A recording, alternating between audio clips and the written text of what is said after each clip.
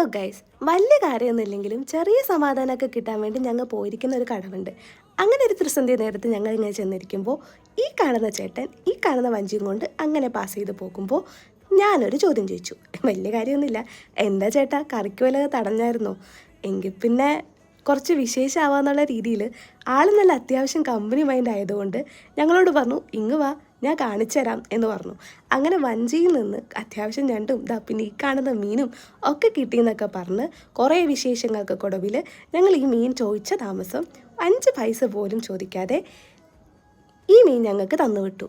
എങ്കിൽ പിന്നെ എന്ത് ചെയ്യാനാ, കറി വെച്ചല്ലേ പറ്റുള്ളൂ. കാരണം ഈ വീട്ടിലാണെങ്കിൽ ഫ്രിഡ്ജും ഇല്ല.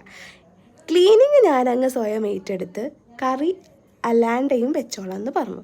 ഇതാണ് കേട്ടോ നമ്മുടെ അലക്സ, നമ്മുടെ സ്വന്തം അലാണ്ട. അങ്ങനെ ക്ലീനിങ് ഒക്കെ കഴിഞ്ഞ് പിന്നെ വീഡിയോ എടുക്കാനുള്ള മൂടങ്ങ് പോയി. പക്ഷേ നല്ല കറിയായിരുന്നു കേട്ടോ. അവിടെ